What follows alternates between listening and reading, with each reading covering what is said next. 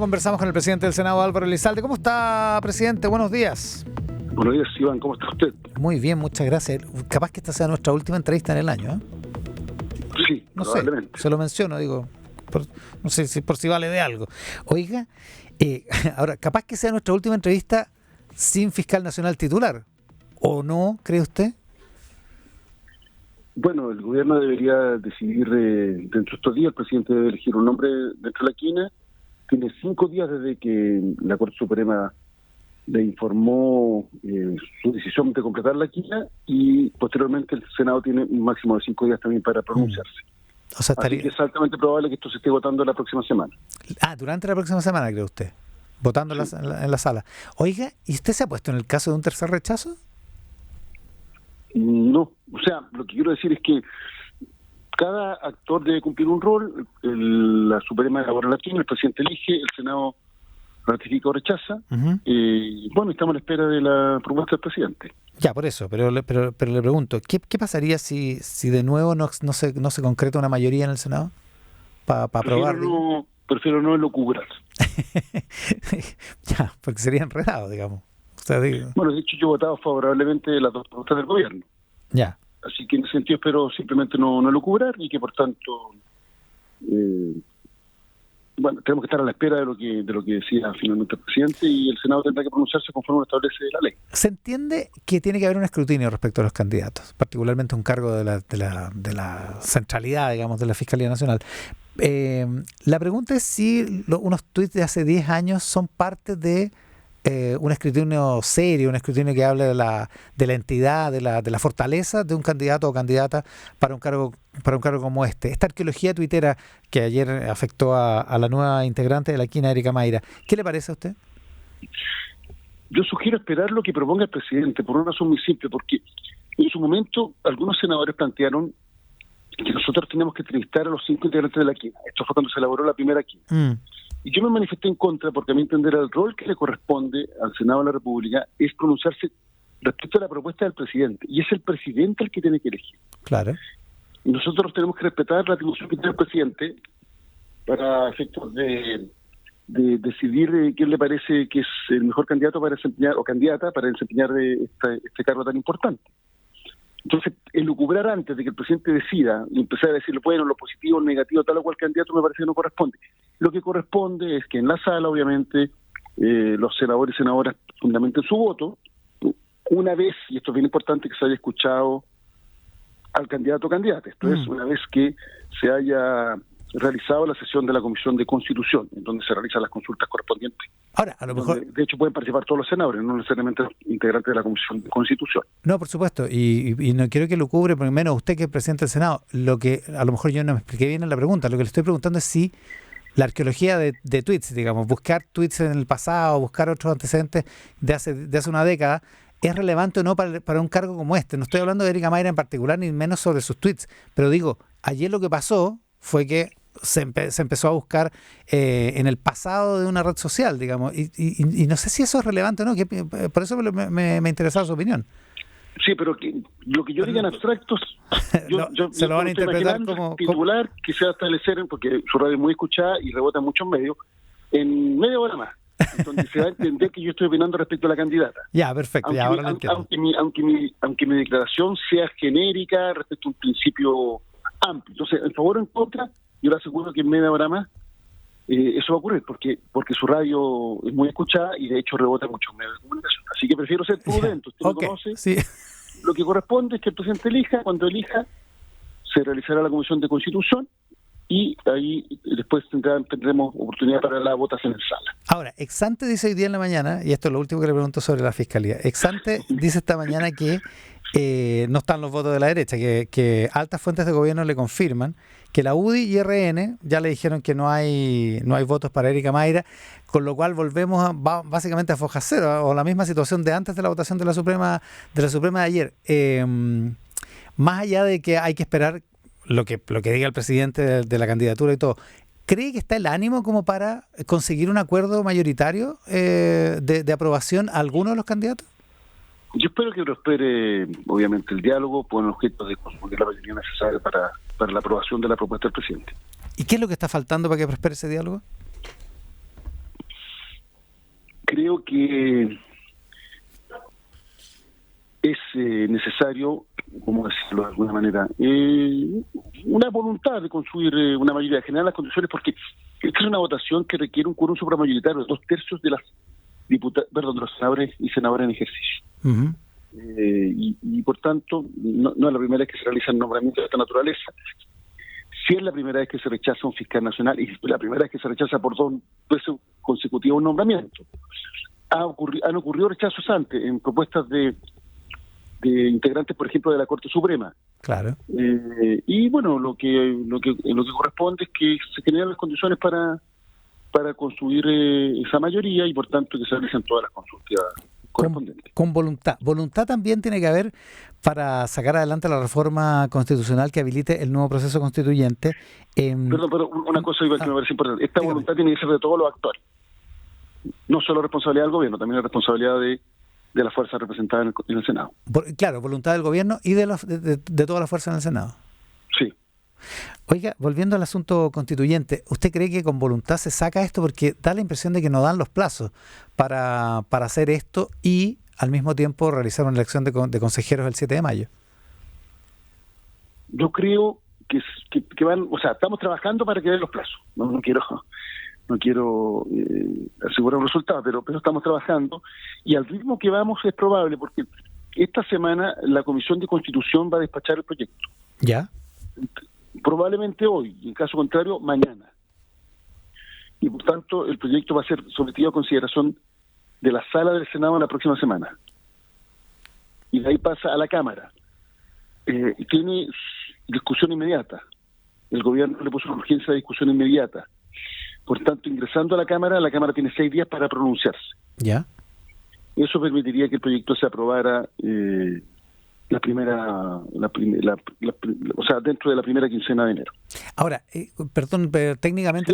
Si es así, ¿ya? Con las indicaciones que hemos presentado, que presentamos ayer, con el objeto de acotar ciertos plazos para, particularmente la elaboración del padrón, que el plazo más extenso en materia electoral que existe en Chile, se podría realizar la elección el 7 de mayo. ¿Porque se ajusta el plazo de 120 días? Hay una propuesta que se hizo para ajustar el plazo de 120 días a 100. Ya. En ese caso sí. podría dar. Y en ese contexto podría perfectamente realizarse la elección el día 7 de mayo. Ahora, técnicamente la sala del Senado debería verlo el martes 3, que es el primer día hábil del año, y eso sí. ¿La sala del Senado lo despacha en un solo día o tiene que ver indicación por indicación?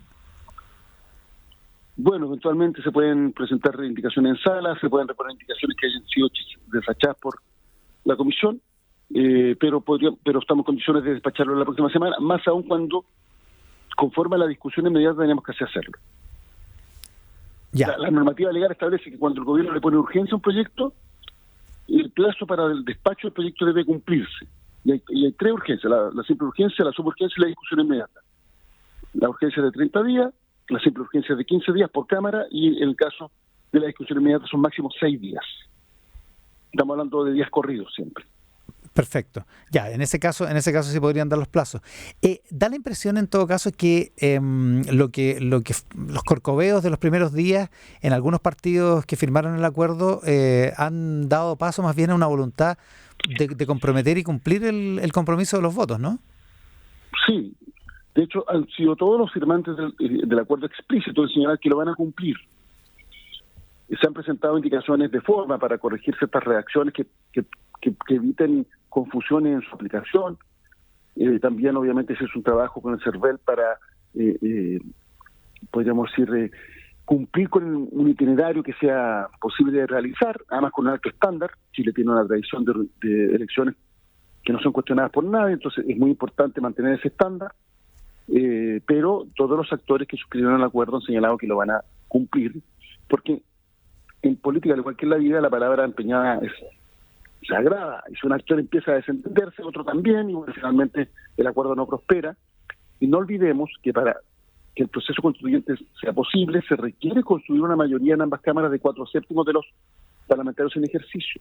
Eso implica un acuerdo transversal. Un sector político por sí mismo no es capaz de construir la mayoría en el Congreso para aprobar una reforma de esta naturaleza. Y por eso fue necesario este diálogo. Ahora, este diálogo más bien sigue suscitando críticas en sectores que están fuera del acuerdo y sectores que estuvieron en la convención.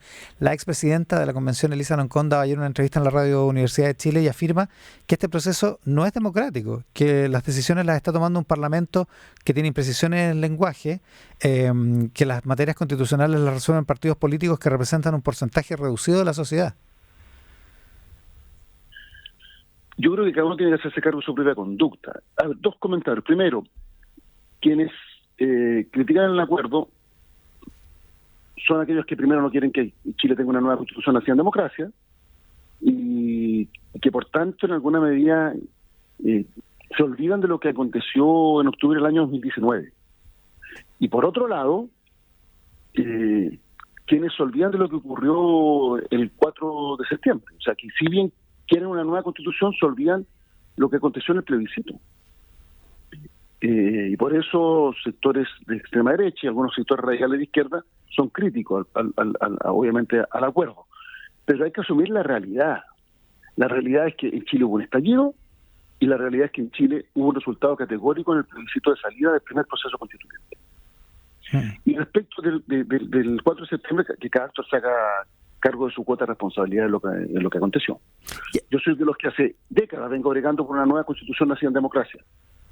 Creo que cada uno tiene que hacerse cargo de lo que corresponde. Y el carácter democrático del proceso, porque lo que cuestiona Elisa Loncón y cuestionan otros, es que aquí se ha negociado solo entre los partidos políticos, de espalda a la ciudadanía, que el proceso anterior, como dice Elisa Loncón, fue el más completo y alto en discusión en materia democrática. O sea, como que ese es el estándar oro de la democracia, es la convención anterior y por lo tanto esto palidece en comparación. Pero el pueblo se pronunció en las urnas después de eso. Sobre este punto, ¿cuál es la alternativa? ¿No continuar con el proceso constituyente? ¿No hacer nada? Yo he señalado que el mayor factor de inestabilidad para Chile es no hacer nada. Y es evidente que tras el proceso constituyente anterior se empezó a cerrar el espacio para avanzar hacia la elaboración de una constitución así en democracia, que se había abierto el año 2019. Se lo planteo de otra manera, además, el órgano encargado de determinar el contenido de la nueva constitución va a ser un órgano íntegramente elegido por la ciudadanía, que es el Consejo Constitucional. Si bien va a haber una comisión experta, esta es encargada de elaborar un anteproyecto y posteriormente se incorpora al debate con derecho a voz, pero no con derecho a voto. Y por tanto, quienes tienen derecho a voto para determinar el contenido de la nueva Constitución van a ser personas elegidas íntegramente por la ciudadanía. Si usted me pregunta, ¿el acuerdo satisface totalmente a todos quienes lo suscribieron? Obviamente que no, porque para construir la mayoría fue necesario establecer concesiones recíprocas. Pero es un acuerdo que permite avanzar en el proceso constituyente después de que la puerta se empezó a cerrar como resultado del plebiscito pasado. Y respecto a lo que aconteció ese día, bueno, cada actor tendrá que hacerse cargo de lo que hizo durante el proceso constituyente para generar las condiciones para que finalmente aconteciera ese resultado. Es curioso porque usted dice, claro, con toda razón, que hay algunos que prefieren no hacer nada, por el lado de la derecha, que prefieren mantener esta constitución y reformarla dentro de sus propios márgenes, y los ciclistas que andaban el otro día en la casa de Cristian Barkin y acá fuera de Canal 13 y afuera de sedes de partidos políticos, también decían o 100% electa o nada, sugiriendo que mejor nada. El órgano que va a votar para determinar el contenido de la nueva constitución es íntegramente elegido por la ciudadanía, que se llama Consejo Constitucional. Son 50 integrantes, además de carácter paritario. Además, se van a agregar escaños indígenas, con una cuota de proporcionalidad. De acuerdo a las personas que voten por escaños indígenas, va a ser la proporción que van a tener los escaños indígenas. Van a ser supernumerarios. Sobre los 50 se van a agregar escaños indígenas con criterio de proporcionalidad. Ese es el órgano que va a determinar el contenido de la nueva Constitución. Va a venir una comisión experta que va a elaborar un proyecto y que después se va a incorporar con derecho a voz, pero no a voto.